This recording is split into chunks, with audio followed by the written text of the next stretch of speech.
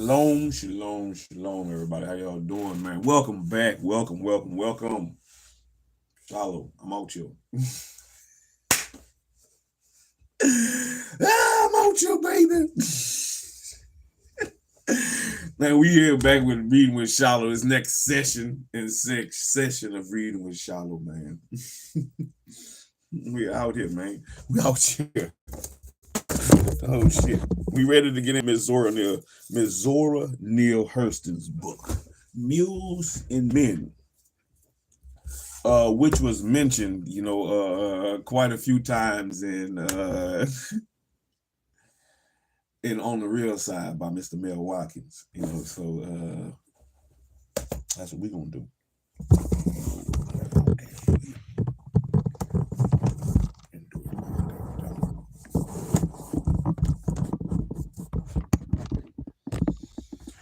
All right, that's a little bit, I guess. We're gonna try to get situated. That's what we're trying to do. I'm trying to find a good spot for my phone. Oh, good spot. Good spot. Good spot. Good spot, baby. Before we dive into Miss Zora Neal Hurston's book.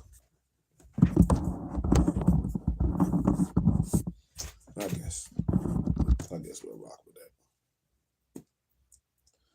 Yeah. I think this one might be a funny one. Miss Zora Neal Hurston. It says, simply the most exciting book on Black folklore and culture I have ever read. Roger D. Abrahams. So we're going to seek through the pages, baby. We're going to seek through the pages of Mules and Men and see what Miss Hurston is talking about. Zora Neal Hurston, author of Their Eyes Were Watching God. So this is the cover. Mules and Men. Mules and Men. Look at Miss Hurston.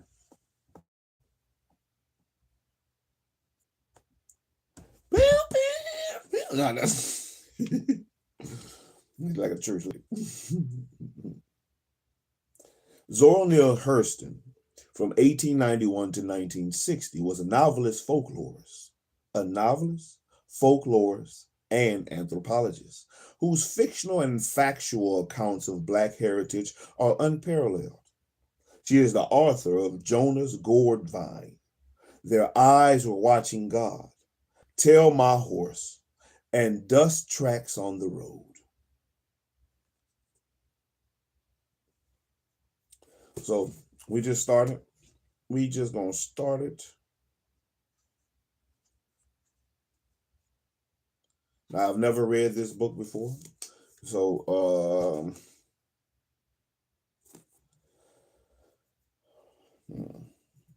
for the student of cultural history, Mules and Men is a treasure of Black America's folklore as collected by a famous storyteller and anthropologist who grew up hearing the songs and sermons, sayings and tall tales that have formed an oral history of the South since the time of slavery. As Zora Neal Hurston writes about her trip to her hometown of Eatonville, Florida, where she went to gather material, it was a hilarious night with a pinch of everything social mixed with the storytelling. Some of the stories were the familiar drummer type of tale about two Irishmen, Pat and Mike, or two Jews as the case might be. Some were the European folk tales, in undiluted with Jack and the Beanstalk. Others had slight social variations, but Negro imagination is so facile that there was little need for outside help. Set intimately with the social context of Black life, the stories, big old lies, songs, voodoo customs, and superstitions recorded in these pages capture the imagination and bring back to life the humor and wisdom that is the unique heritage of American Blacks. Shalom, shalom, shalom. All right, we're going to see what Miss Zora Neal Hurston talking about. Folk tales. We're going to see if any of these superstitions and folk tales, do you remember or do I remember? Oh, this one might be a good one. Let me see. To my dear friend, Miss Annie Nathan Meyer, who balled the mud to make me, but loves me just the same. We're going to start off with the preface. Before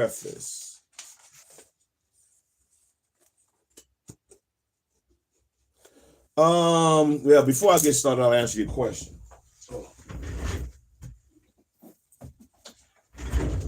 So I just got finished reading. The last book I read was On the Real Side by Mel Watkins, a history of African-American comedy from slavery to Chris Rock.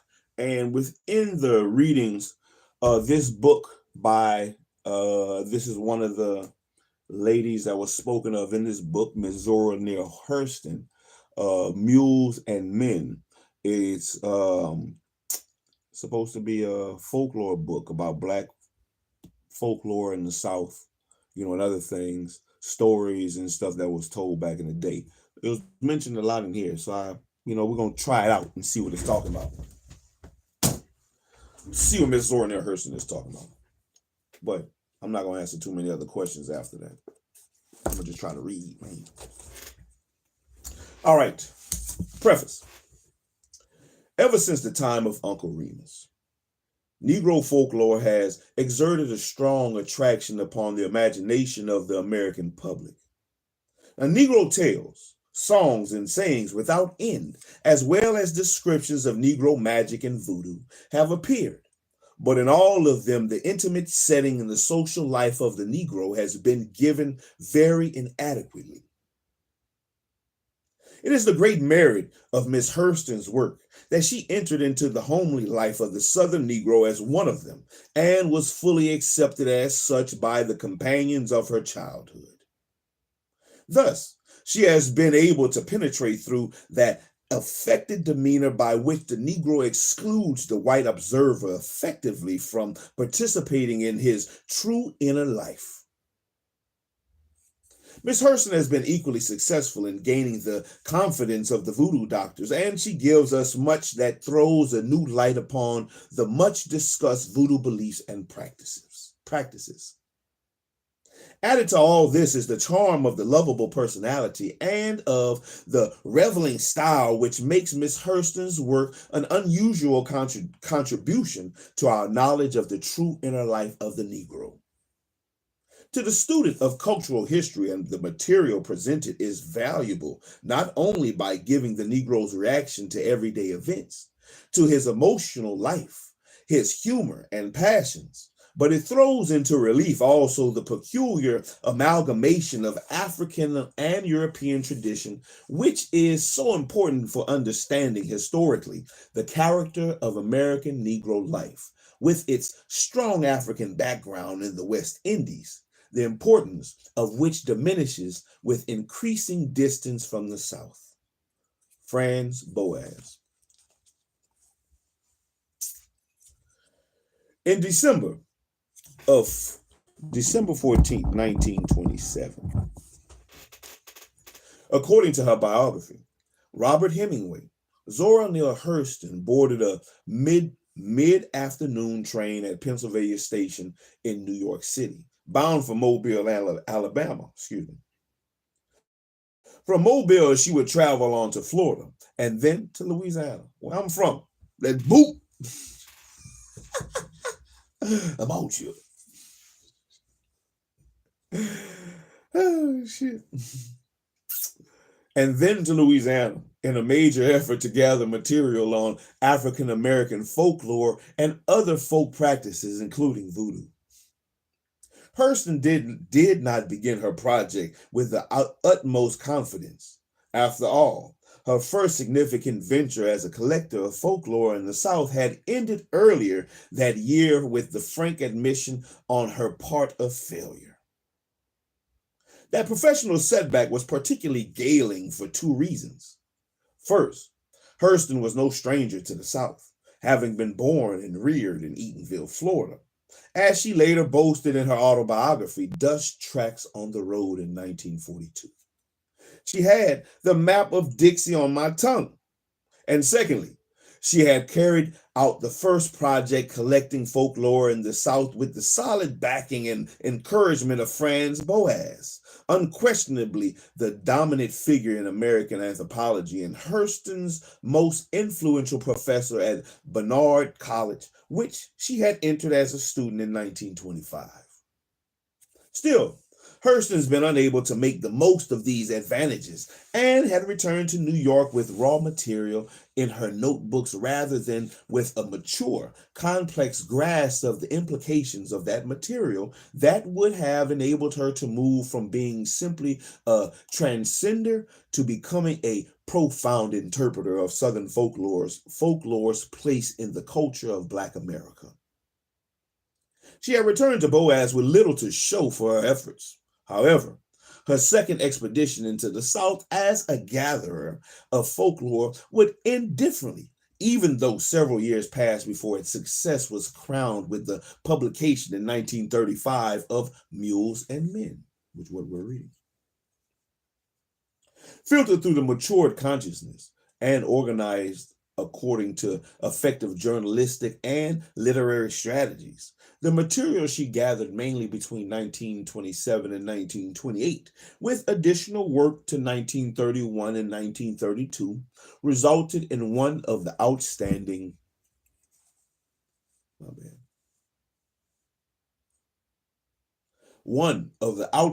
books of its kind ever published in the United States.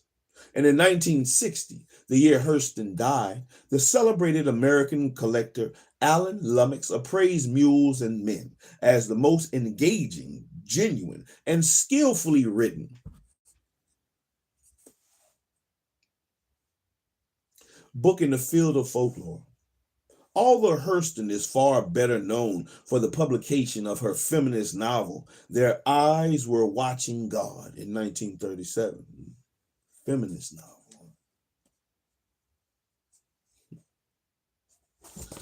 Hold on, let me get my stuff. Let me mark some stuff.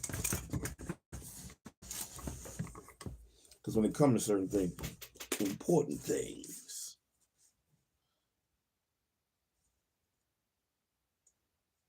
her feminist novel.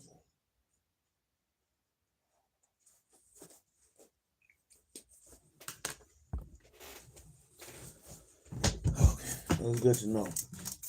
So in my mind, that tells me that some of her stuff is going to be coming from a feminist point of view.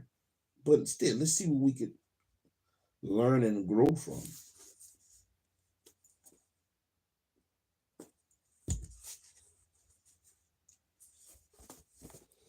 Seek and we shall find. Her feminist, although Hurston is far better known for the publication of her feminist novel, Their Eyes Were Watching God in 1937. No understanding of her mind and her art, or of her contribution to African American culture, or to the study of folklore, can ignore the achievement of Mules and Men. Almost certainly, there would have been no Their Eyes Were Watching God without the process of growth and maturation that resulted from Mules and Men. In this book, Hurston's first effected a genuine reconciliation between herself and her past, which is to say between herself as a grown individual with literary ambitions on the one hand and the evolving African American culture and history on the other. Here, in an extended literary act, her most ambitious to date, she found at last the proper form for depicting herself in relationship to the broad range of forces within the African American culture that had produced her, as well as for portraying the people of which she was but one member. Here she came to terms at last with the full range of Black folk traditions, practices, expressions, and types of behaviors. and began to trust her understanding of their multiple meanings as an index to the African American world. From the earliest rocking of my cradle, she wrote in Mules and Men, I had known about the capers of Brer Rabbit is apt to cut, and what the squinch owl says from the housetop. But it was fitting me like a tight chemise. Chemise. Like a tight chemise. What is a chemise? It was fitting me like a tight chemise.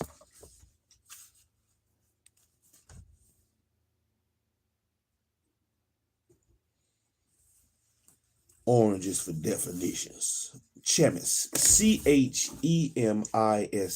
A chemise. I wonder if it's like a corset. A chemise. Chemise.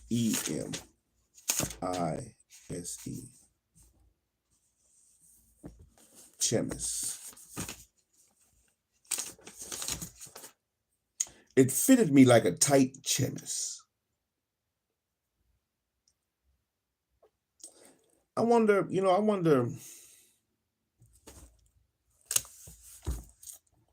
chemise.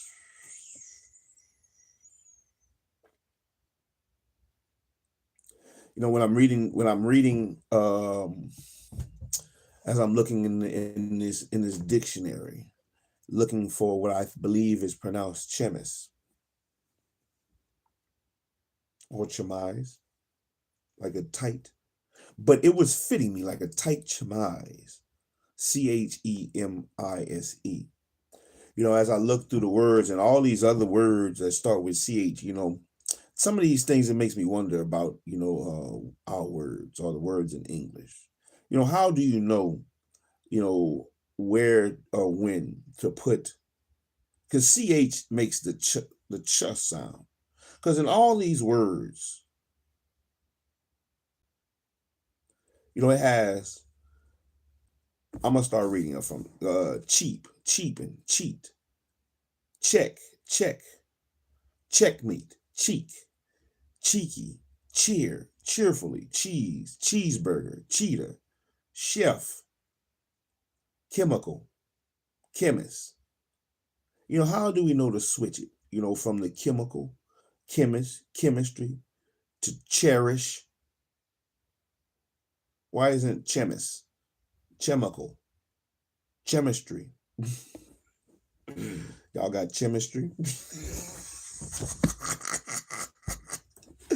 Anyway, it's not in here. But it fitted me.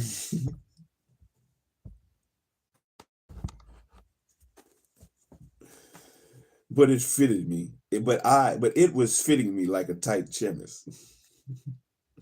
I couldn't see it for wearing it. It was only when I was off the college, away from my native surroundings, that I could see myself like somebody else and stand off and look at my garment. Then I had to have a spyglass of anthropology to look through it at that. In the case of Zora Neale Hurston, one speaks of this coming to terms with Black folk culture carefully or not at all. Struggling to find a lofty place for herself in the world, she nevertheless arrived in New York in 1925, displaying from the start little ambivalence about traditional Black culture.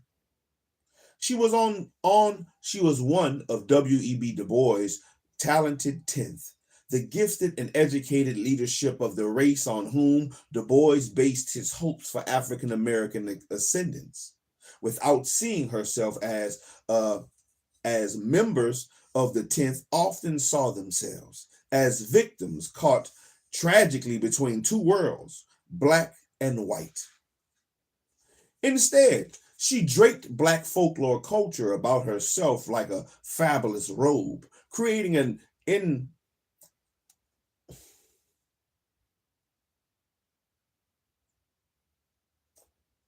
inimitable and unforgettable personality, according to virtually everyone who recalled her, based on her mastery of jokes and stories, insights and attitudes that derived almost directly from the Black folk experience. As a fledgling, as a fledgling writer, too, her earliest stories depended proudly and shrewdly on the Black voices she had heard as a child growing up in Florida, and the people who had taught her how to speak. She moved ambitiously among whites, often with guile and not infrequently in a servile manner. But consequently, she offered herself as a child of the Black South who had little desire ever to forget, much less repudiate her folk and country roots. This degree of identification set her apart from virtually all other writers, Black and white. In his landmark study, The Souls of Black Folk in 1903, Du Bois had delved into folk culture to illustrate his thesis of Black dignity and historicity. However, he had concentrated almost exclusively in the area of psychology and philosophy on approaches by Blacks to Christianity. In the area of art, he clung almost entirely to the noble and transcendent music of the spirituals. Other Black writers, such as William Wells Brown and Charles Chesnutt, had drawn on Black folkways, including both in music and in religion, in certain areas in their work, but none approached Hurston's knowledge of and commented to folk culture. By far the best known explorer of the Black folk tradition among writers was Joel Chandler Harris, whose Uncle Remus stories in tying animal tales to the plantation tradition severely limited their applicability to Black culture as a whole. Within what passed in those days for folklore science, as Hemingway points out, not one American university then boasted a department of folklore. Efforts by white collectors to gather Black material were often stymied by preconceptions about Black character and by the reticence of Blacks to lower their guard before such strangers. Notable among such work available in Hurston's days as the students were Guy Johnson and Howard Odom's The Negro and His Sons in 1925 and Negro Workaday songs in 1926, as well as the white Mississippi folklorist Newbell Niles Puckett's Folks' Beliefs of the Southern Negro in 1927, in which Puckett had masqueraded as a voodoo priest himself in order to gain information. As her letters to her academic mentor, Franz Boas, attest, Hurston had little regard for the work of these writers, especially Odom and Johnson, whom she saw as presumptuous in their confidence that they understood fully the Black folk material. Folklore is not as easy to collect as it sounds, she warned. The best source is where there are the least outside influences, and these people, being usually underprivileged, are the shyest. She was fortunate in that Boas, although a white man himself, was perhaps the understanding champion of the notion of cultural relativism. Ooh, it's gonna be some stumbles up in here. Hold me down, y'all. Lift me up. Lift me up. Don't hold me down. Lift me up. Rock with me like Jonathan's armor bearer. Wherever I go with.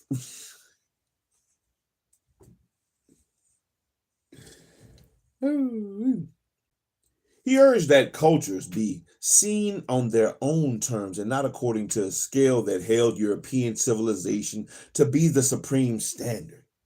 For all her advantages, however, Hurston still found it difficult to effect a breakthrough.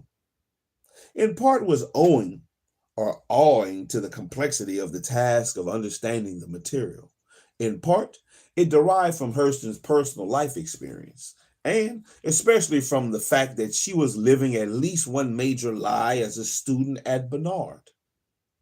The two elements, the scholarly or intellectual on the one hand and the purely personal on the other, were perhaps finally inseparable. There we go.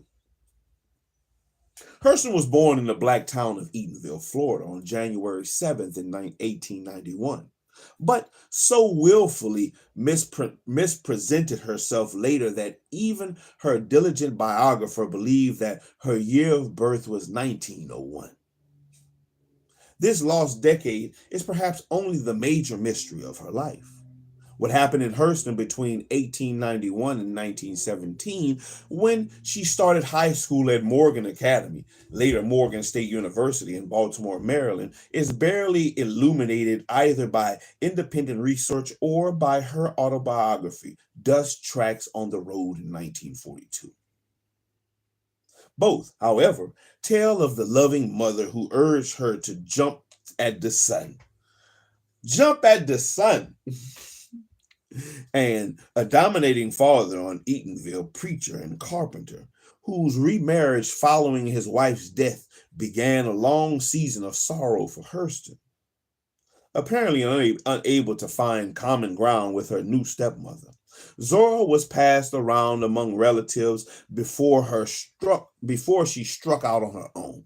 She worked variously as a maid and a waitress, and may even have been married for a while before she entered Morgan Academy in 1917.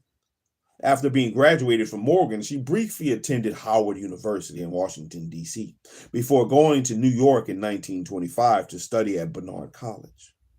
Mules and Men is dedicated to Ann Nathan Meyer, who hauled the mud to make me but loved me just the same. The founder and the trustee of the college and the person directly responsible for Hurston's presence there. As Hurston wrote, the spyglass of anthropology offered at Barnard and Columbia, especially in the persons of Boaz and his associates Melville Herskovitz and Ruth Benedict, enabled her to begin to see her Southern Black culture accurately and comprehensively. And yet, her deliberate obscuring of a decade of her life suggests that she could have approached her past, which is to say, the wellspring of her folkloric knowledge, only with a certain amount of caution, perhaps even distaste. In dropping a decade from her life, she has almost certainly denying the existence of experiences and involvements that, however unpalatable to her later on as she strove for success, had been a major part of her knowledge of her world. However, one other person was at least as important as this academics in pushing Hurston not only back into the arms of her past, as exemplified by her literary entry into Eatonville to gather the material for the first part of Mules and Men, but also in parapsychological and occultism and voodoo and other forms of African religion that generated the second, even more extraordinary part of the volume. My bad. That is voodoo stuff, man. Seem to be a lot of that, witchery, witchery and witchcraft going on these days, especially down here in Louisiana. Voodoo down here, that's something you hear about, very often.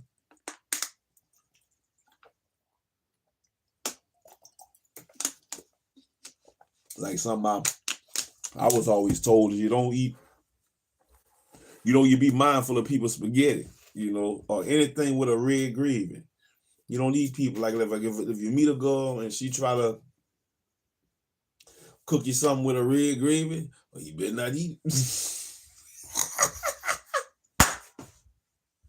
Don't eat that thing, baby. You better watch it. You might with a hex on you. Oh, man.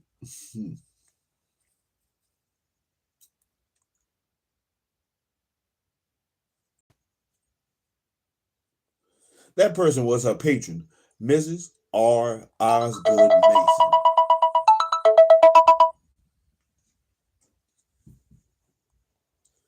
Mrs. R. Osgood Mason.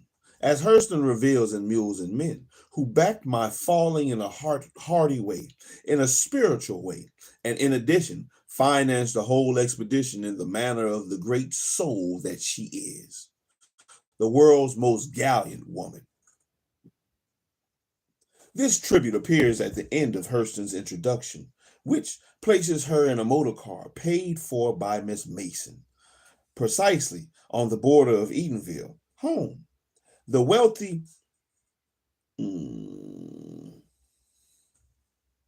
septuagenarian, that's the word. Let's see what that is.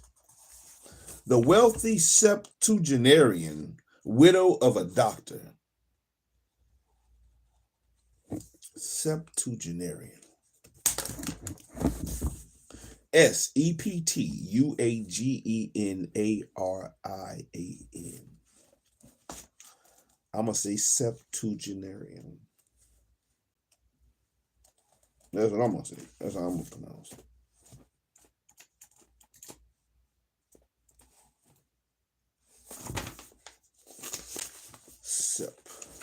SEPE.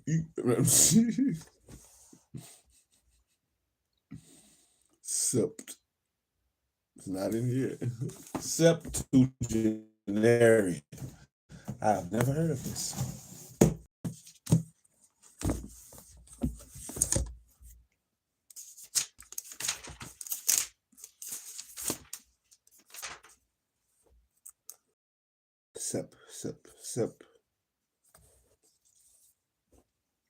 Septuagenarian. It is in here.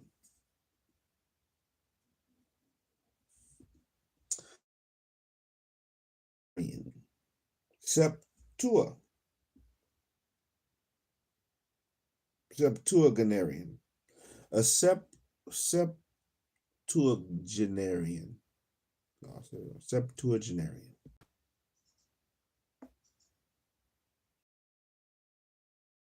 Old or containing 70. Person whose age is in the 70s. A septuagenarian. Let me write it down.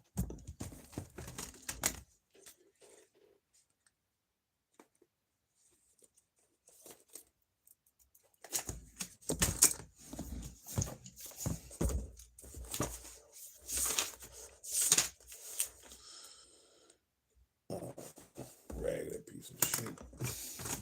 Septuagenarian.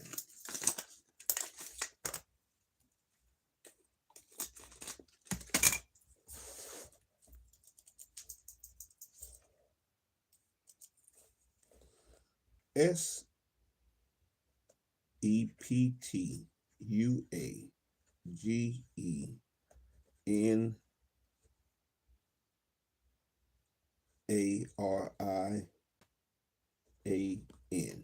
Septuagenarian. Somebody in their 70s. A septuagenarian.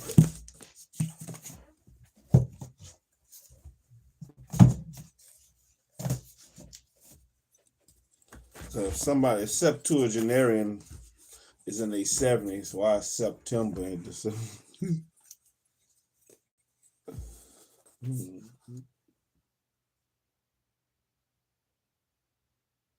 The wealthy septuagenarian widow of a doctor who had been himself an expert in parapsychology, Mrs. Mason, was already godmother to various Harlem Renaissance figures, including Elaine Locke and Langston Hughes, when she took up Zora Neale Hurston and bankrolled her second folklore expedition into the South. As with Langston Hughes, whose novel Not Without Laughter in 1930, Mrs. Mason virtually commissioned and edited, she did much more than provide Hurston with money. Volatile in personality, contemptuous in European rationalism, and radically devoted to the idea of extra sensory communication and a champion of the notion of the artistic and supernatural superiority of the darker races. Miss Mason's, more than any of Hurston's academic advisors, paved the plunging not simply into the Eatonville community of her childhood, but far more radically into voodoo and black magic in Louisiana. Although the voodoo section, a slightly edited version of her 1931 article, Hoodoo in America, in the Journal of American Folklore, was added at the last minute to the book in 1934 to please its publisher, Lippincott. The two sections are intimately related. The world of Eatonville and Florida in general, and the world of tales spun by Black men and women is linked directly in this book to the world of New Orleans and Louisiana, where two-headed doctors preside over a community that believes devoutly in spells and conjures, hexes, and divinations.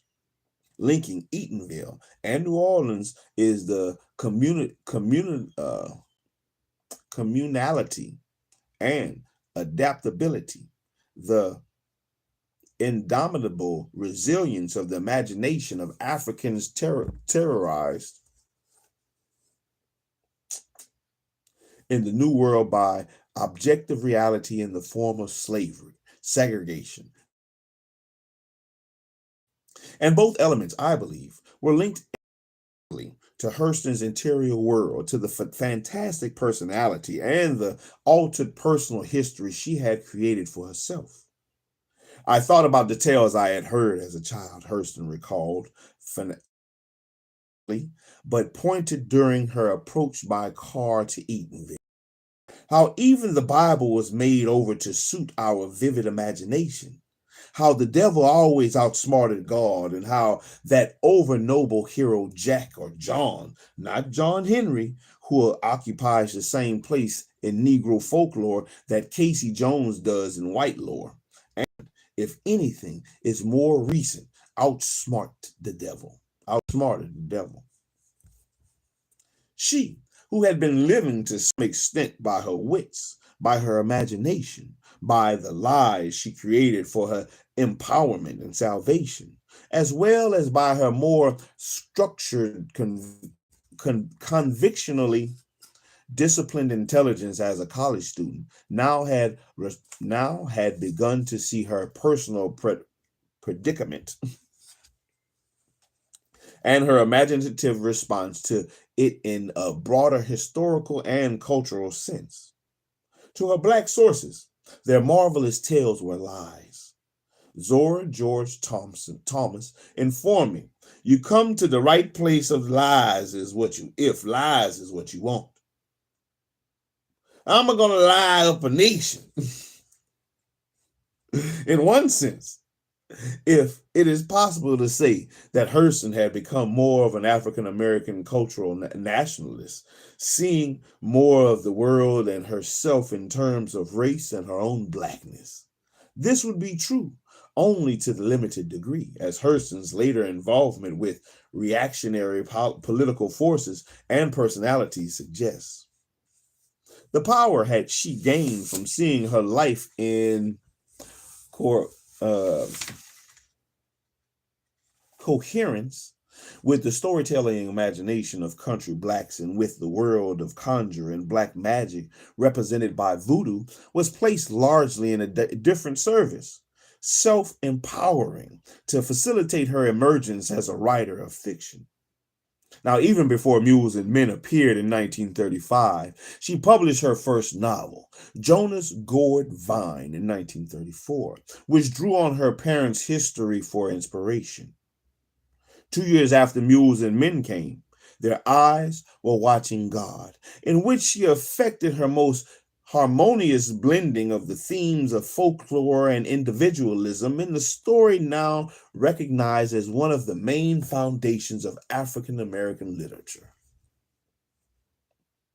In both main sections of Mules and Men, the 70 stories that make up folk tales and her encounters with 5 doctors and hoodoo, the most fertile single device is the portrait of the narrator, Hurston herself. In both cases, she is both familiar with the culture into which she is moving and also an initiate.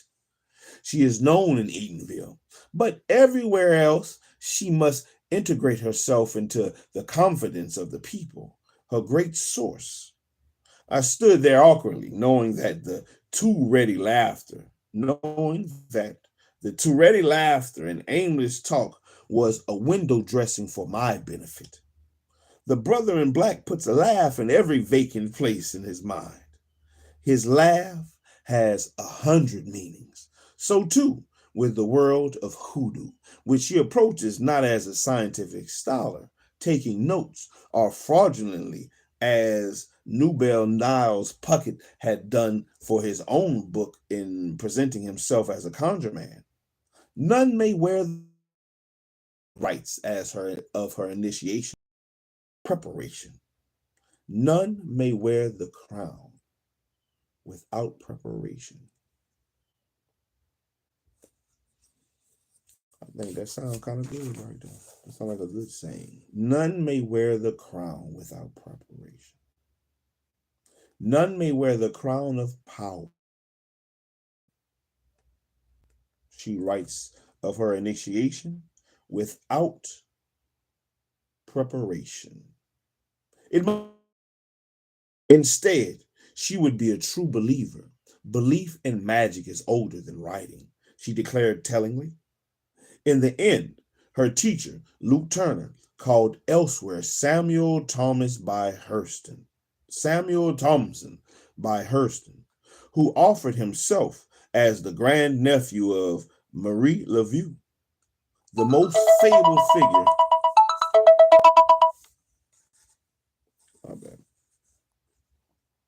The most fabled figure in New Orleans hoodoo lore, invites Hurston to devote her life to the field. He wanted me to stay with him to the end, she soberly reveals. It has been a great sorrow to me that I could not say yes. Much has been made about Hurston's scholarly shortcomings in compiling Mules and Men. It seems certain that not all the stories and anecdotes in the book originated in the course of her research. Some of them picked up elsewhere may have been substantially ornamented by Hurston, and perhaps she invented a few. Rival versions of certain passages published elsewhere by her raise questions about her scholarly integrity. For the sake of symmetry, she appears to have telescoped certain periods of time into more convenient arrangements. I have spent a year in gathering and culling over folk tales, she wrote, when in fact she had spent a much longer period. Above all, some readers find Hurston insufficiently analytical and too much a part of her text, without that text revealing her definitively. Her shifts from the third person to the first are sometimes discerning or disconcerting. Scientific pursuits may find her language at times too colloquial, and even racy. Her sense of humor often reckless, her poetic license too frequently invoked. Her approach, some would say, was journalistic rather than scientific, self-indulgent rather than profound.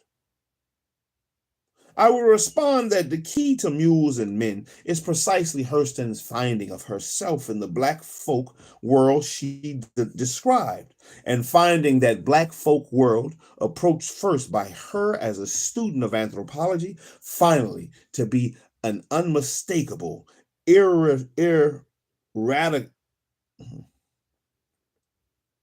ineradicable part of herself, her intimate psychological and history, and her desires, especially her desire to be an artist. Arnold Rampersad. Some of these names, Rampersad. And that was the preface, I want to say. What did we just read? The foreword. We read the preface and the foreword. Mules and Men. Introduction. We haven't even got to part 1 yet. I was glad when somebody told me, you may go and collect Negro folklore. In a way, it would not be a new experience for me. When I pitched head foremost into the world, I landed in the crib of Negroism. From the earliest rocking of my cradle, I had known about the capers Brer Rabbit is apt to cut and what the squinch owl says from the housetop. But it was fitting me like a tight chemise. I couldn't see it from wearing it. It was only when I was off in college, away from my native surroundings, that I could see myself like somebody else and stand off and look at my garment. Then I had to have the spyglass of anthropology to look through at that.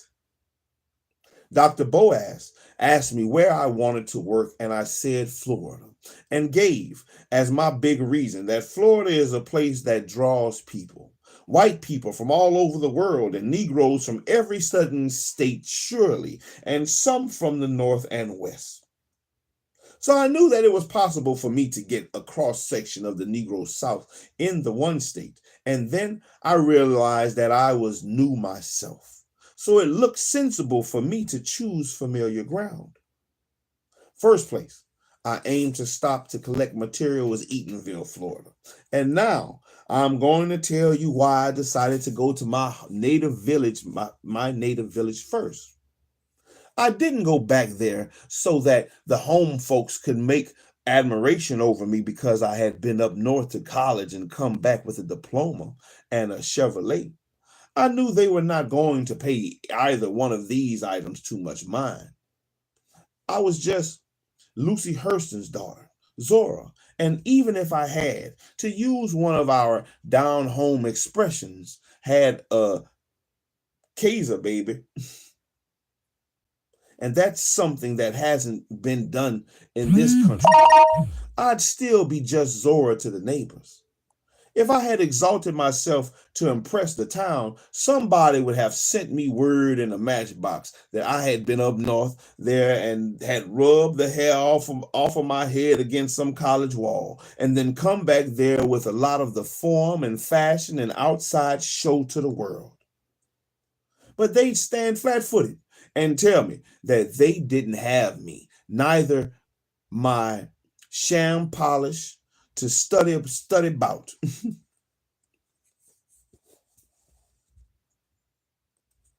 And that would have been that. I hurried back to Eatonville because I knew that the town was full of material and that I could get it without hurt, harm, or danger. As early as I could remember, it was the habit of the menfolk, particularly to gather on the store porch of evening and swap stories. Even the women folks would stop and break a breath with them at times. As a child, when I was sent down to Joe Clark's store, I'd drag out my leavings as long as possible in order to hear more. Folklore is not as easy to collect as it sounds. The best sources where there are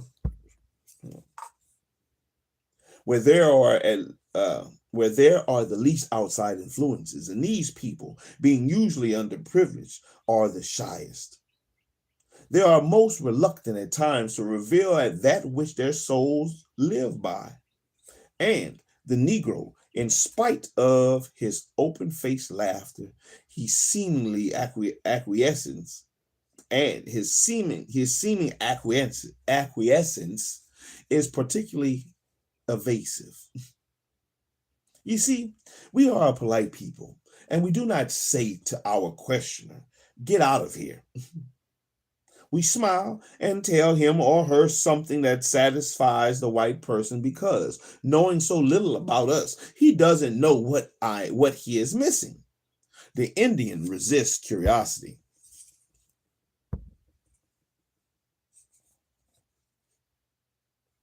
By a stony silence. The Indian resists curiosity by a stony silence. The Negro offers a feather bed resistance. That is, we let the probe enter, but it never comes out. It gets smothered under a lot of laughter and pleasantries. The theory behind our tactics: the white man is always trying to know into somebody else's business. All right, I'll set something outside the door of my mind for him to play with and handle. He can read my writings, but he sure can't read my mind. I'll put this play toy in his hand, and he will seize it and go away.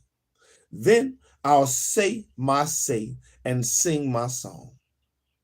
I knew that even I was going to have some hindrance among strangers, but here in Eatonville, I knew everybody was going to help me.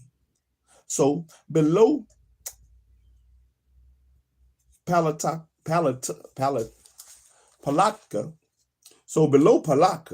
I began to feel eager to be there, and I kicked the little Chevrolet right along.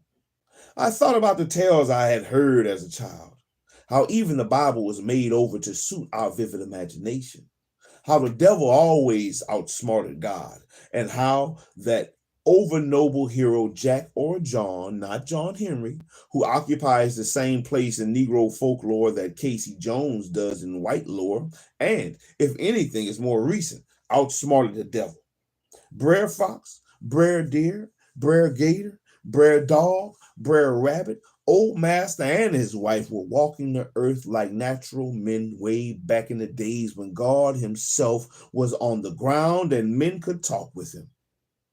Way back before God weighed up the dirt to make the mountains.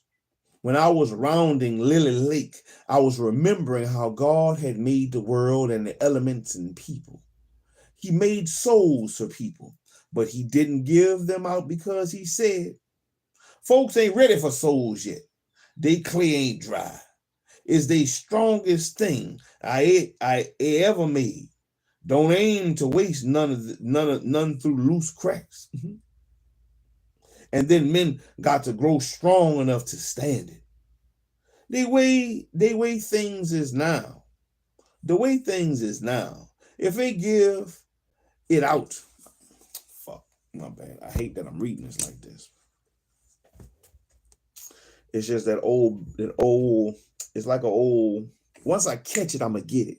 It's like it's almost like a patois or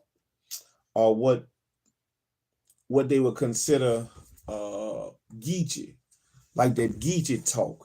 We talk like this down here in Louisiana. It's just I gotta get it. I have to be able to talk it instead of reading it, and I'm trying to read it. Folks around here, folks ain't ready for souls yet. The clay ain't dry. It's the strongest thing I ever made. Don't aim to waste none through loose cracks. And then men got to grow strong enough to stand it. The way things is now, if they ain't give it out, it would tear them shackly bodies to pieces. Them be a give it out. Them by a give it out. So folks went around thousands of years without no souls. All them time there was soul peace. It was sitting around covered up with God's loose raiment. Every now and then the wind would blow and hissed up the cover, and then the elements would be full of lightning and the winds would talk. So people told one another that God was talking in the mountains. The white man passed by way off and he looked, but he wouldn't go close enough to touch. The Indian and the Negro, they tipped by cautious too. And all of them seen the light of diamonds when the winds shook the cover. And the wind that passed over it sung songs. The Jew come past and heard the song from the soul piece, then he kept on passing. And all of a sudden, he grabbed up the soul piece and hid it under his clothes and ran off down the road. It burned him and tore him and threw him down and lifted him up and tied him across the mountain. And he tried to break loose, but he couldn't do it. He kept on hollering for help, but the rest of them hid way from him. Way after a while, they come out of holes and corners and pick up little chips and pieces that fell back on the ground. So God mixed it up with feelings and give it out to him. Way after a while, when he catch the Jew, he gonna divide things up more. He gonna divide things up more echo.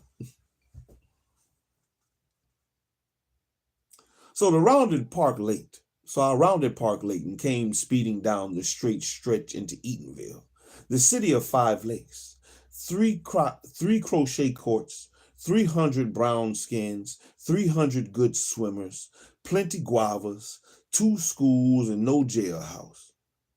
And before I entered the township, I wish to make acknowledgement of Miss Osgood Mason of New York City. She backed my falling in a hearty way, in a spiritual way, and in addition, financed the whole expedition in the manner of the great soul that she is, the world's most gallant woman. That was the introduction. The preface, the forward, the introduction. Now let's get to part 1. Finally, the book has started. Oh Lord, folk tales, part 1. We're gonna read part 1. We're just gonna read part 1. We're gonna see, because it's a lot of. Within part 1, there's gonna be a lot of.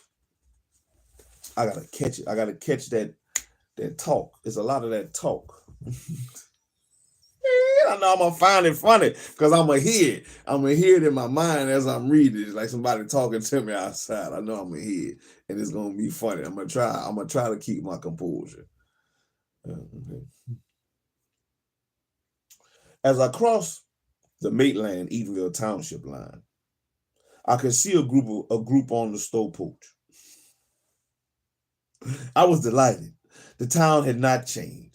Some love of talk and song.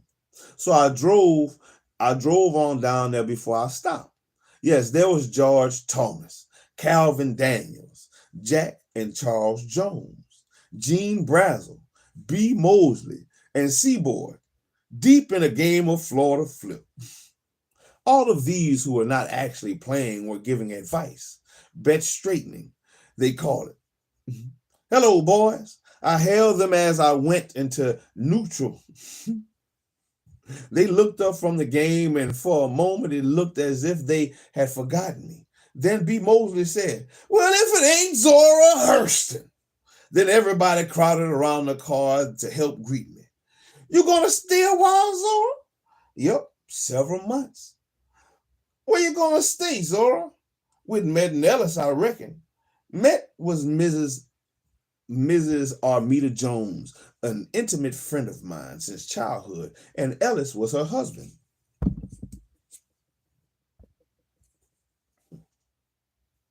Their house stands under a huge kaffir tree on the front street. Hello, heartstring, Mayor Hiram Lester yelled as he hurried up the street. We heard all about you up north. You back home for good, I hope. Nope. I come to collect some old stories and tales, and I know y'all know plenty of them. And that's why I heard I headed straight for home. What you mean, Zora? Them big old lies we tell when we just sitting around here on the stove post doing nothing, as B. Mosley? Yeah, those same ones about old Master and colored folks in heaven. And, oh, y'all know the kind I mean. Oh, shucks, exclaimed George Thompson doubtfully. Zora, don't you come here and tell the biggest lie first thing. Who you reckon want to read all them old-time stories about Brer Rabbit and Brer Bear? Plenty of people, George. There are a lot more valuable than you might think. We want to set them down before it's too late. Too late for what? Before everybody forgets them all. Man, no danger in that. That's all some people is good for. Sit around and lie and murder groceries. I know it right now. Calvin Daniels announced cheerfully. It's a tale about John and the frog. Wait till she get out of her car, Calvin. Let her get settled at Met's and cook a pan of gingerbread. Then we'll all go down and tell lies and eat gingerbread. That's the way to do it. She's tired now from all that driving. All right, boys, I agree. But I'll be rested by night. Be looking for everybody. So I unloaded the car and crowded into Ellis's garage and got settled. Armida made me lie down and rest while she cooked a big pan of gingerbread for the company we expected. Calvin Daniels and James Mosley were the first to show up. Calvin, you sure am glad that you got here. I am crazy to hear about John and that frog, I said. That's why I'm come so early. So I can tell it to you and go. I gotta go over to Woodbridge a little later on. I'm glad you remember me first, Calvin. I'm glad. It always like it's supposed to say I. I mean it's that talk. What up? I always look to be good as my word. And they just heard about a tow party over at Woodbridge tonight, and they decided to make it. A tow party? What on earth is that? Come go with me and James and you'll see. But everybody will be here looking for me. They'll think, hey, I'm crazy, telling me that they come and then getting out and going to Woodbridge myself. But they certainly would like to go to that tow party. Hey, come on. They can come back another night. When Jonah, you gonna like this party. Well, you tell me the story first. And by that time, I'll know what to do. Oh, come on, Zora, James urged. Fuck. Get the car out. Calvin can tell you that one. Oh, Lord, this shit keep messing up, man. I hate seeing my stuff like this at the corner of my eye.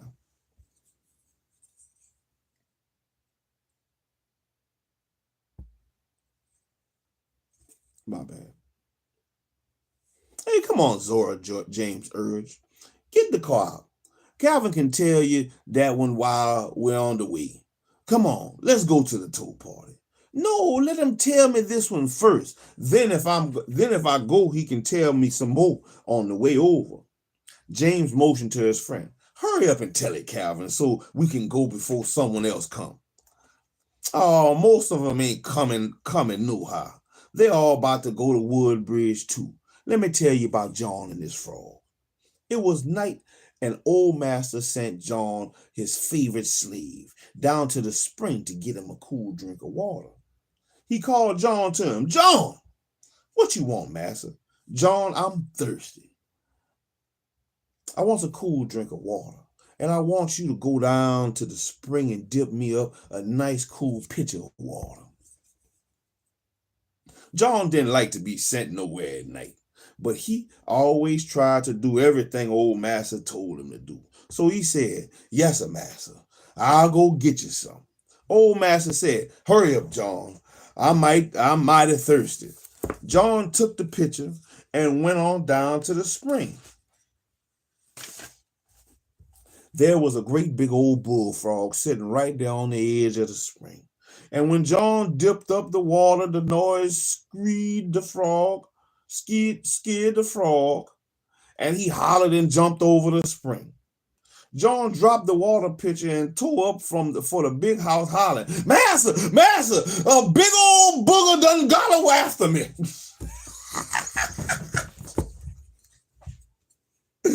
Oh, yes, it is, Master. A big old booger done got after me. Old master told him, "Why, John, there's no such thing as a booger." "Oh, yes, it is, master. He down at the spring." "Don't tell me, John. You's just excited. Furthermore, you go get me that water I sent you after." "No, indeed, master. You ain't nobody else can't send me back there so that booger can get me." Old master began to figure that John must have seen something sure enough, because John never had disobeyed him before. So he asked John, "You say you seen a booger. What did it look like?" John told him, "Master, he had two great big eyes like balls of fire. And when he was standing up, he was sitting down. And when he moved by jerks. And he had most no tail." Long before Calvin had ended his story, James had lost his air of impatience. "Now, I'll tell one," he said. "This is if you so desire." "Sure, I want to hear you tell them till daybreak, if you will," I said eagerly. "But where's the gingerbread?" James stopped and asked. "It's out in the kitchen," I said. "I'm waiting for the others to come." "Oh, no, give us hours now." "Them others may not get here before 40 o'clock, and I ain't be down and I'll be done 8 mile and be in Woodbridge. Anyhow, I want a corner piece. I want a corner piece, and some of them others will beat me out of it." So I served them the gingerbread and buttermilk. You sure going to Woodridge with us after ain't get through telling this one?" James asked. "Yeah, if the other ones don't show up by then," I conceded. So James told a story about the man who went to heaven from Johnstown. "You know, when it lightens, the angels is peeping in the looking glass. When it thunders, they rolls out the rain barrels. And when it rains, somebody done dropped a barrel or two and burst it. One time, there was going to the big old to be big doings in glory, and all the angels had brand new clothes to wear, and so they all peeping in the looking glasses, and therefore it got to lightning all over the sky. God told some of the angels to roll in all the full barrels, and they was in such a hurry that it was thundering from the east to the west, and the zigzag lightning went to join the muttering thunder, and next thing you know, some of them angels got careless and dropped a whole heap of them rain barrels, and didn't it rain?" In one place they called Johnstown, they had a great flood, and so many folks got drowned that it looked just like Judgment Day. So some of the folks that got drowned at that flood went one place and some went another. Everything that happened, that got to be a nigger in it. And so on. And so one of the brothers in black went up to heaven from the flood. When he got to the gate, old Peter let him in and made him welcome. The colored man was named John. So John asked Peter, says, "Is it dry in there?" Old Peter told him, "Why, yes, it's dry in here. How come you asked that?" "Well, I just come out of one flood, and don't want to run into no more." "Oh, man, you ain't seen no water. You just ought to see that flood we had at Johnstown." Peter says, "Yeah, we know all about it. Just go with Gabriel and let him give you some new clothes." So John went off with Gabriel and come back all dressed up in brand new clothes, and all the time he was changing his clothes, he was telling old Gabriel all about that flood, just looking just like he didn't know already. So when he come back from changing his clothes, they gave him a brand new gold harp and handed him a gold bench and made him welcome. They were so tired of hearing about that flood, they was glad to see him with his harp, cause they figured he'd get to playing and forget all about it. So Peter told him, now you just make yourself at home and play all the music you please.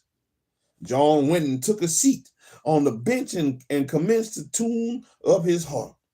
By the time two angels could walk by where John was sitting, so he throwed down his harp and tackled him. Say, he hollered, y'all want to hear about the big flood I was on down on earth? Lord, it sure rained and talked about water. And talking about water. Them two angels hurried on off from, I'm just as quick as they could be. He started to tell another one, and he took the flying. Gable went over to him and tried to get him to take it easy. But John kept right on stopping every angel that he could find to tell him about that flood of water. Way after a while, he went over to old Peter and said, thought you said everybody would be nice and polite. Peter said, yeah, and said it. I said it. Ain't everybody treating you right? John said, nah, I just walked up to a man as nice and friendly as I could be and started to tell him about all the water and left back there. I left back there in Johnstown. And instead of him turn to me a friendly answer, he said, shucks, you ain't seen no water, and walked off and left me standing by myself. Was he an old man with a crooked walking stick? Peter asked John. Yeah. Did he have whiskers down here? Peter measured down to his waist. He sure did, John told him. Oh, shucks, Peter told him. That's old Nora. You can't tell him nothing about no flood. That's old Nora. There was a lot of horn honking outside, and I went to the door. The crowd drew up under the mothering camphor tree in 4 old cars. Everybody in boisterous spirits. Come on, Zora, let's go to Woodbridge. Great tote party going on. All kinds of freshmen. We can tell you some lies most any old time. We never run out of lies and loving. Tell them tomorrow night. Come on if you're coming. Let's go if you're gone. So I loaded up in my car with neighbors and we all went to Woodbridge. It was a Negro community joining Maitland on the north of East Eatonville does on the north as Eatonville does on the west. But no enterprising souls have ever organized it. They have no schoolhouse, no post office, no mayor. It is lacking in Eatonville's feeling of unity. In fact, a white woman lives there. While we rolled along Florida number 3, I asked Armida where was the Shiden going to be in Woodbridge. And Edna Pitt's house, she told me. But she ain't giving it by herself. It's for the lodge. Think it's gonna be lively? Oh yeah, I heard that a lot of folks from Altamont and Longwood is coming. Maybe from Winter Park too. We were the tail end of the line as we turned off the highway. We could hear the boys in the first car doing what Ellis Jones called booking before they even hit the ground. Charles Jones was woofing louder than anybody else. Don't y'all see off all them pretty little pink toes before I get there? Peter Stagg, save me the best one.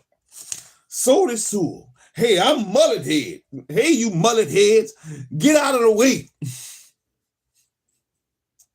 Get out of the way there and let a real man smoke them toes over. Gene Brazel, come to my pick.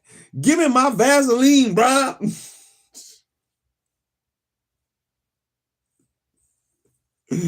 Big Willie Sewell. Give me any kind, so long as you give me more than one.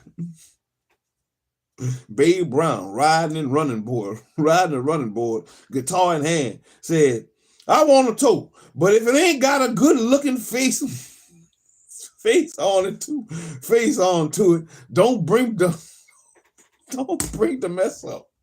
Don't bring the mess up.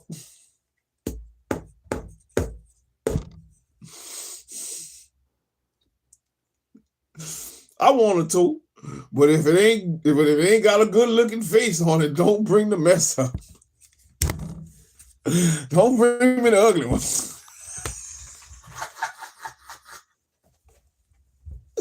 Don't bring me the ugly one.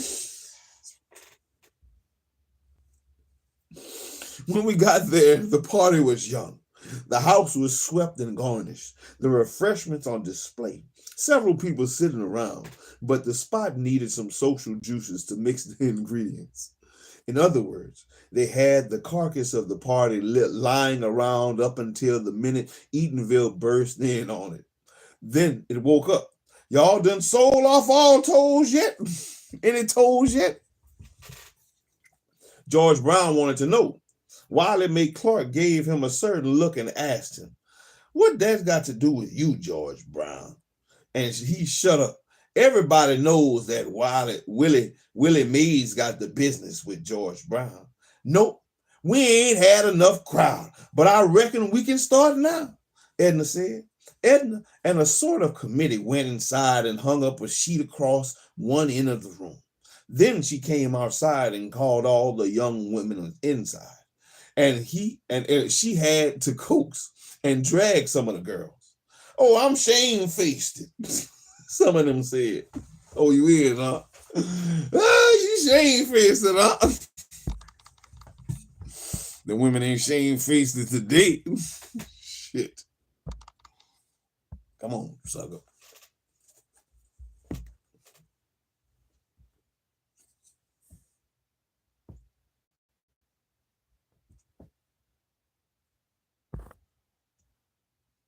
My bad. Excuse me, my bad.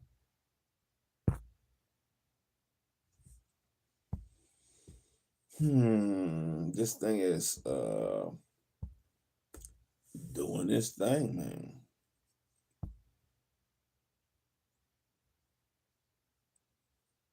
My bad. I need to get my laptop working, man. Shit. I hate having to go back.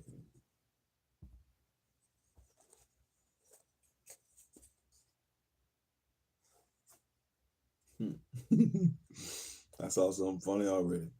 Nope, we ain't had enough crowd, but I reckon we can start now, Edna said. Edna and the sort of committee went inside and hung up a sheet across one end of the room. Then she came outside and called all the young women inside. She had to coax and drag some of the girls. Oh, I'm shamefaced, some of them said. Nobody don't want to buy my old rusty toe. Others fished around for denials from the male side. I went on in with the rest and was herded behind the curtain. Say, what is this toe party business? I asked one of the girls. Good gracious, Zora, ain't you never been to a toe party before? Nope, they don't have them up north where I've been, and I just got back today. Well, they hides all the girls behind a curtain, and you stick out your toe. Your places, some places you take off your shoes, and some places you keep them on. But most all the time you keep them on. When all the toes is on the line, sticking out from behind the sheet, they let the men folks in, and they looks all over all the toes and buys the ones they want for a dime. Then they got to treat the ladies that owns that toe to everything she wants.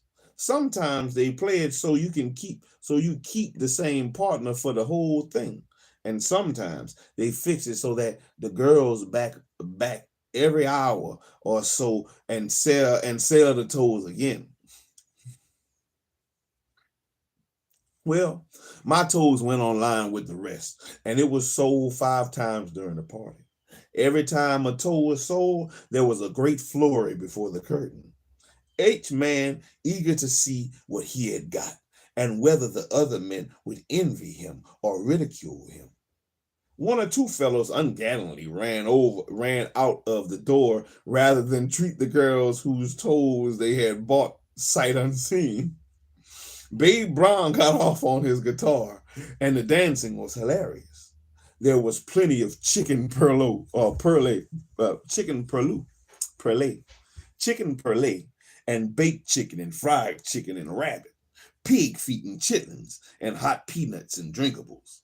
Everything was treating wildly.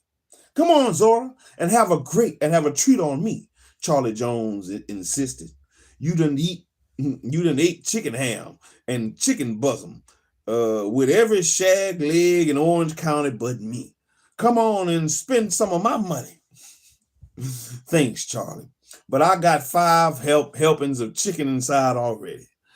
And I either got to get another stomach or quit eating. Quit eating then. Or go to thinking. Quit thinking and start to drinking. What you want? Coca-Cola off the ice, Charlie? And put some salt in it. I wonder if that's to keep the ice cold. And put some salt in it. I got a slight headache. Oh, never mind. That's what it's for. I know my money don't buy no sweet slop. Choose some coon dick.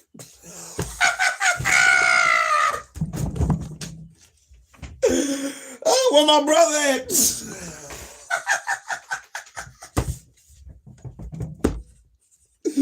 Choose some coon dick. Where my brother at? Where my brother at? From what I know, a coon dick is used when you're making moonshine, you know.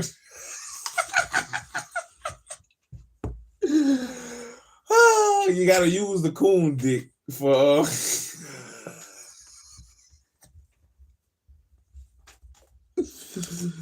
oh Lord. You gotta use the coon dick whenever you yes sir. Yes sir. What's so funny? You reading the Bible? No, so I'm reading Mules and Men by Miss Zora and Neal Hurston. No, sir. When the shine is coming out the pipe, let's say that, out the pipe, and you want it to drop in the mason jar a certain type of way. You know, it's dripping, it's drizzling, it's just not running right. It's not running right. You know, so you get a coon dick, or you make a coon dick, is what they call it. You know, it's like a little twig. You know, you get a little twig. It's got like a little bend, like a little bend in it, and you take that that twig and you stick it in the pipe where the shine, you know, drizzling out, and that coon dick gonna cause that shine to fall how you want it to fall. You know, or fall where you want it to fall. You know, and give it a better drizzle. That coon dick. Yes, sir. Go ahead. Handle your business, sir. So I guess you can get some shine.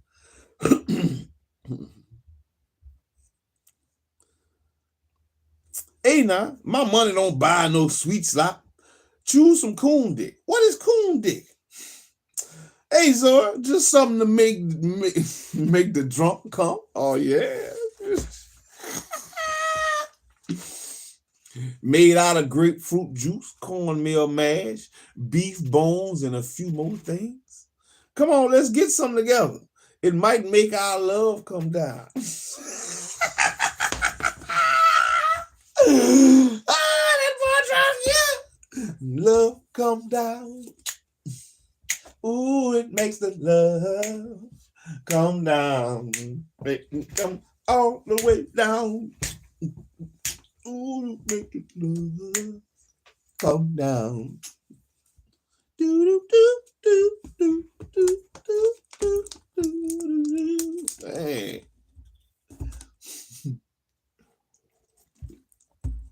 As soon as we started over into the next yard, where Coon Dick was, was to be had, Charlie yelled to the barkeep, "Hey, Seymour, fix up another quart of that low wine.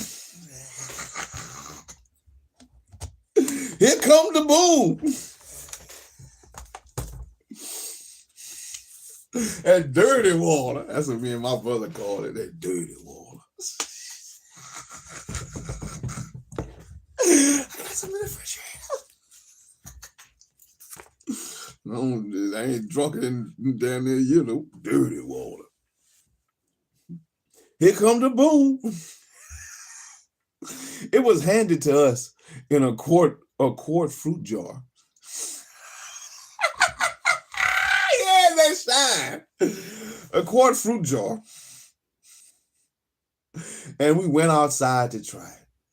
The raw liquor known locally as Coon Dick was too much. The minute it touched my lips, the top of my head flew off. I spat it out and chewed some peanuts.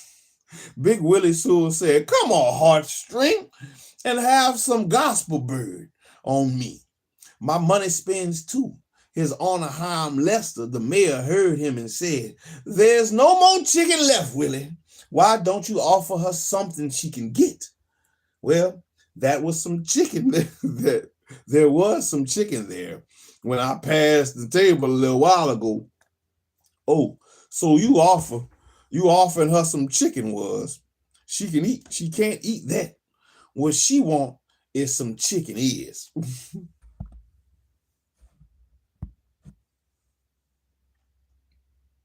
I shut up Hiram. "Come on, Zora. Let's go inside and make out we dancing." We went on inside, but it wasn't a party anymore. Just some people herded together. The high spirits were simmering down and nobody had a dime left to cry, so the tow business suffered a slump.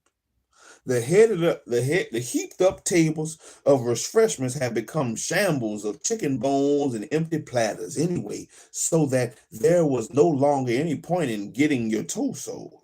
So when Columbus Montgomery said, "Let's go to Eatonville," Sabi Sewell jumped up and grabbed his hat and said, "I heard you, buddy." Eatonville began to move back home right then. Nearly everybody was packed in one of the 5 cars when the delegation from Altamont arrived. John Barton and Georgia Burke already piled out again. "Got your guitar with you, Joy?" "Man, I don't go nowhere unless I take my box with me," said Johnny in his starched blue shirt, collar pin with heart bangles hanging on each end, and his cream pants with his black stripe.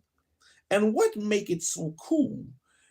I don't go nowhere else. I play it. I don't go nowhere unless I play it.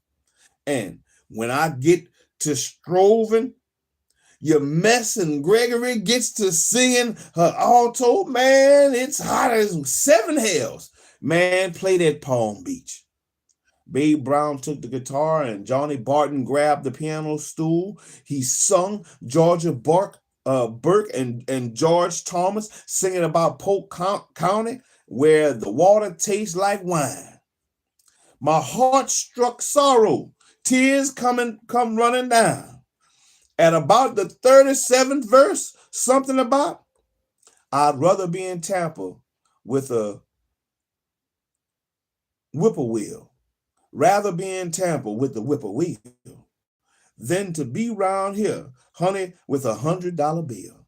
I'd rather be in Tampa with a whippoorwill. Rather be in Tampa with a whippoorwill than to be round here, honey, with $100 bill."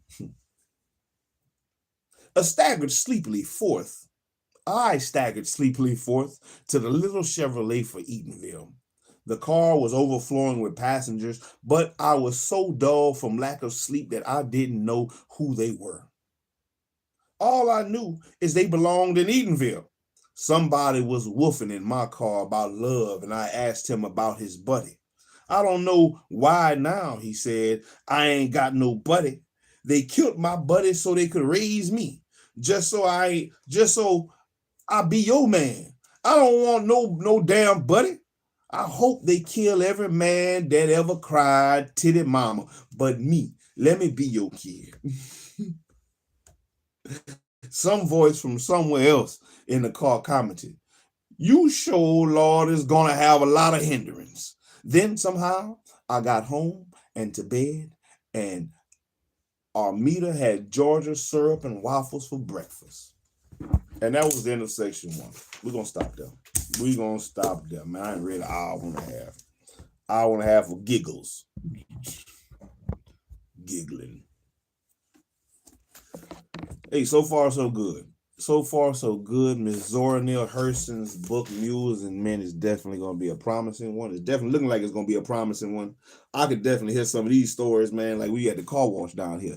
That's what it sounds like. They got a spot down here where, you know, you can ride by every day, man. There's boys down there. They posted up all day.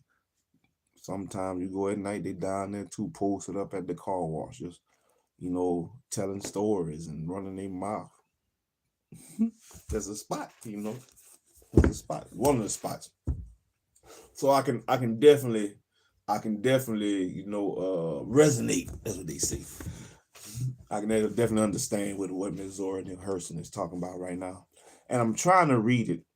Like I said, I'm trying to read it how I know people talk. And sometimes I get jumbled over the words because the way they talk is not necessarily the pronunciation of that word. So like some of the stuff is A. The word is A-H, A, but it's put in the place of I, A-I, you know, it's put in the place of I. So it says like, hey, come on, Zora. Hey, come on, Zora.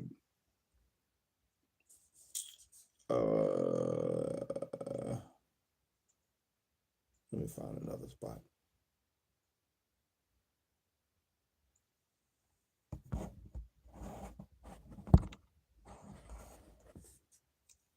Man, some shit, my shit is doing some shit, man.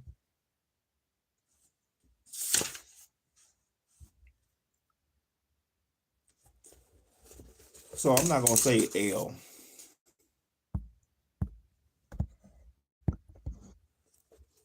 I don't know if you see. No, you can't see it. Fuck it. You can't see it.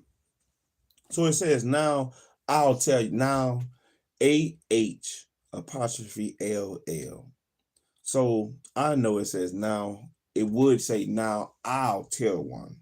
I'll tell one. But if you pronounce it the way they write it, it'll be now I'll tell one. But it's not gonna read right. It's not gonna read right. I'm not gonna read it right. I say that. I'm not gonna read it right. So I'll put it as I. So I have to, when reading some of them, I have to place what I know or how I know people talk or how I know it sounds, how it sounds to me when people say certain things. I try to place it. I try to read it. I was trying to read it like as if I was hearing it, if I was there. But, you know, that's what it is, man. That's what it is. Shalom, everybody. Shalom, man. I'm out here. Shalom, I'm out here. I'm out here reading. One book at a time, one chapter at a time, one section at a time, one page at a time, one day at a time, line upon line, here a little, there a little, till we see what we can learn and grow from. And hopefully, man, hopefully it's something you could gather from, you know, from any of the books that are read. You know, it's something that you can learn and grow from. And if it is, man, put it in the comments or whatever. Let me know what it is. If it's something, you know, if you like, subscribe, comment, do something. Because I'm going to do something because I'm out here. Out here. We're going to come back next time with part 2 or section 2 of Mules and Men. We might do like part 2 and part 3. Let's see. Yeah, we might do part 2 and part 3 of the next section since I read all this other one in section and part 1. But that's it for this Reading. This reading with SHILO today, man. Mules and Men by Zora Neal Hurston. Mules and Men by Zora Neal Hurston. So far, so good. But shalom, everybody. I hope you have a wonderful day today. Shalom, shalom. I'm out here. SHILO out.